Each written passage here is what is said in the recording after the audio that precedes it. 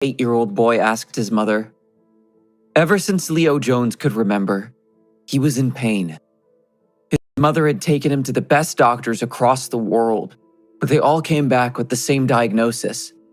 I've never seen anything like this before. Whatever is hurting him is coming from deep inside him. There is nothing I can do to help your son. After his most recent diagnosis, Leo's mom burst into tears. I'm so sorry, my sweet boy. I don't understand why no doctor can heal you. Leo wiped his mother's tears and whispered, You are an amazing mother. I don't want you to worry about me anymore. I promise you that I'm going to learn how to heal myself. That night, Leo snuck out of his bedroom and ran away from home. After hitchhiking a ride away from town, he found himself at the bottom of Mount Rainier, just outside of Seattle. Staring at the mountain, Leo nodded to himself. If I conquer this mountain, I will finally be able to show the world and my sweet mother just how powerful I really am. Taking a deep breath, Leo tried to run up the mountain, but his knees instantly collapsed. Lying in the grass, Leo screamed in agony. The doctors are right! My bones are cursed! Just then, a mysterious older man appeared. Hello, young man. Will you please help me carry my bags home? The old man pointed to his belongings and continued.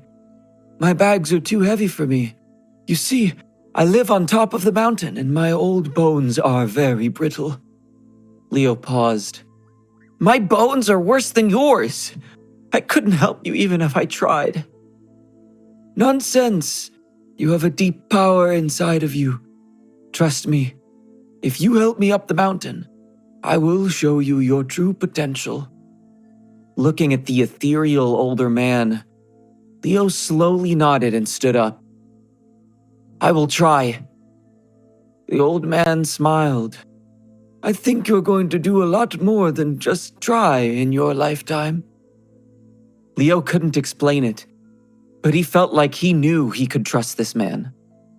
With a nod, Leo replied, Okay, I will help you. The old man smiled. Thank you. If you help me get to the top of the mountain, then I will reward you with a power that will change your life forever. Motivated by the old man's mysterious mysticism and the need for help, Leo grabbed the old man's bags and helped him walk up the mountain. To Leo's surprise, his legs didn't buckle with each step. Instead, they grew stronger and more powerful. It was almost as if the energy source of the nature around him was flowing through him. As they approached the old man's hidden home, Leo felt tears stream down his face. I did it! I can't believe it! I made it to the top of the mountain! The old man smiled. And how do you feel? Leo gasped. Good! There is no more pain in my body! The old man smiled. You're welcome. Leo widened his eyes. You did this to me! What are you? I'm a healer, and so are you, Leo. Your healing hands are going to change the world. What do you mean? I'm just a boy. I can't even do multiplication. You must have me mistaken for someone else. Did you grow up with an unbearable pain that no doctor could ever diagnose? Leo's jaw dropped. How did you know? The old man grinned. It's because you're a healer. And until a healer learns how to control his power, his body turns against him and hurts him. That's why I am here. I was sent to train you so that you can fulfill your destiny. That's ridiculous. I can't stay here with you. The mysterious man paused. Do you want the pain to come back? Or do you want to master it and learn how to source nature's energy to become a miracle healer? Remembering his bone-shattering pain, Leo bit his bottom lip. My mother will be worried about me. How am I supposed to tell her that I'm leaving home at the age of 8 to live with you? This isn't the first time a healer has had to leave home at a young age. If you agree to stay, the Central Healers Organization will handle everything. And in the meantime, I will send a letter to your mom letting her know that you are okay. Feeling his bones vibrate with a healing sensation, Leo smiled. Okay, I'm in. I know that this is crazy, but I can't deny that this is the best I've felt in my entire life. And if there is any chance that I will be able to both relieve my pain and help other people, then I need to give this a shot. With a soft smile, the old man nodded.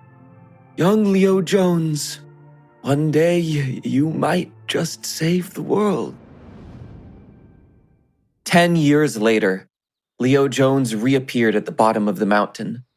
In the last 10 years, with the help of the old man, Leo had become a master in the mystical art of thaumaturgy. He had learned a magical version of alternative medicine and had surpassed the old man in his skills. Standing at the bottom of the mountain, Leo smiled to his mentor. You changed my life. How can I ever repay you? An old friend of mine has a daughter. He is from a respectable family, and I think that you would make a good pair. Her name is Sophia Cohen. Here is her address. Please, go back home to Seattle, find Sophia, and marry her. She is expecting you. And remember, true love is the energy source of all healing powers. Leo hugged the old man. Not only did you heal my pain, but you gave me a new purpose in life. And now you have found me a bride. Thank you so much for everything. The old man returned his hug. You are the most powerful healer that I have ever met. I can't wait to see what you do with your life. Thank you. I will come back to visit. This isn't goodbye. The old man took a step back. Of course. And until then, remember that your hands hold the power to save a life. But there is a cost to it. In order to save a life, you have to give them a little bit of yours. Please, be intentional about who deserves your gift. You are no longer the little boy who you were when I met you. You have grown up to be even stronger than I knew was possible. Goodbye, Leo. Leo watched his mentor turn around and walk up the mountain. Goodbye, old man. Leo smiled as his eyes welled with tears. Standing alone at the bottom of the mountain for the first time in 10 years, Leo thought to himself, I am now 18 years old. I have my entire life ahead of me. But first things first, I must follow my mentor's request and return to Seattle to marry Sophia.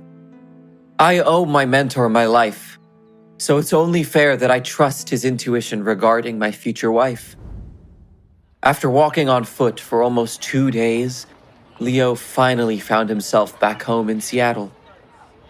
Holding the address of his future bride in one hand and a cup of Seattle's famous coffee in his other, Leo walked down the street. I haven't been here since I was a young boy. Standing here now as a powerful man, I suddenly see so many opportunities. But before I embrace my new power, I must find an engagement ring so that I can propose to Sophia. Only how will I afford a ring when I don't have any money? Just then, Leo heard the sound of a woman screaming as a crowd circled ahead of him on the sidewalk. A beautiful woman named Kristen Smith pointed at an unconscious man on the sidewalk and screamed, "Ah! Someone please help him! He needs a doctor!" Walking up to the crowd, Leo saw the unconscious man lying on the ground next to Kristen's high heels. Leo noticed that the man's body was twitching uncontrollably. Before Leo could approach him, another man stepped forward. Give way, everyone! I'm Dr. Kim from the Seattle Medical Center. This patient needs first aid. Dr. Kim pressed on the man's chest and took out a medical kit at the same time. Leo stepped forward and whispered to Dr. Kim, "Excuse me, sir. I don't mean to bother you, but that's not going to work." While pressing on the man's chest, Dr. Kim scoffed at Leo. "How dare you question me? I'm a world-famous emergency room doctor. You are just a kid. You have no experience dealing with a medical crisis. Do you even know what resuscitation is?" Leo took a sip of coffee and calmly answered, "What I know is that within a minute, that man will convulse more violently than you could ever imagine, and then his heart will stop beating. And if you don't let me step in and heal him, he's going to die. Do you think that your pride is more important than this man's life?" Before Dr. Kim could reply, the man stopped twitching and his eyes burst open. "I don't believe it! He's alive!" Kristen gasped to her bodyguard. With a smirk, Dr. Kim turned to Leo. "The lady is right. The man is breathing because of me. It's not pride that I'm relying on, it's education. And now, thanks to my 20 years of medical experience, I have saved this man's life." Leo put his coffee down on the sidewalk and kneeled next to the man. "Your diagnosis is wrong. If you don't let me heal him, this man is going to die." Dr. Kim laughed. "You think that you can critique my diagnosis? Listen, kid, why don't you go to med school and then we can talk? This man is alive because of me. Just look at him." Suddenly, the man began to convulse and lose consciousness again. In shock, Dr. Kim reached for the man's pulse. "I don't understand. This doesn't make any sense." Leo nodded to Dr. Kim. "His heart has stopped beating. If I don't find a way to save him in the next minute, he's dead. Now tell me, do you want me to save him?" Feeling a bead of sweat drop down his forehead, Dr. Kim shook his head. "There's no way that you can save him. This man is as good as dead." "Oh man, I'm gonna get in trouble for helping him when he isn't an official patient of mine. I should have called an ambulance. I'm gonna lose my medical license because of this." Leo sighed. "You still don't seem to care that this man could lose his life, do you? You only wanted to save him so that you could get validation from this crowd. Let me guess. You became a doctor for the money?" Dr. Kim looked down and lied. "No, I want to help people." Leo interrupted. "It's clear you only did this for the social status. You value Lamborghinis over human life. Don't you worry, doctor. I'm going to save this man for you. But I want you to remember that every lesson comes with a price. Therefore, I'm going to put a monetary value on the price of you learning compassion." Staring at the dead body in front of him, Dr. Kim turned to Leo and rolled his eyes. "You think that you can save him? If I can't save this man, there's no chance you would ever be able to." Remembering he needed money to purchase an engagement ring for Sophia, Leo nodded. "Okay then. If you promise to both give me $10,000 and have compassion for your patients, I'll save this man." Dr. Kim rolled his eyes. "Fine. Whatever. You know what? Heck, I'll give you $100,000 if you can save this man's life. At this point, I think you're all talk. If you want to accuse me of lacking empathy for my patients, then where's your compassion for this dead man?" Leo paused. "I was always going to save him. As a healer, it is my moral duty to save those around me. And I figured if I could both save him and your soul in the process, why not? Now remember, you owe me $100,000 and compassion for future patients." Before Dr. Kim could reply, Leo leaned forward and placed his hands on the dying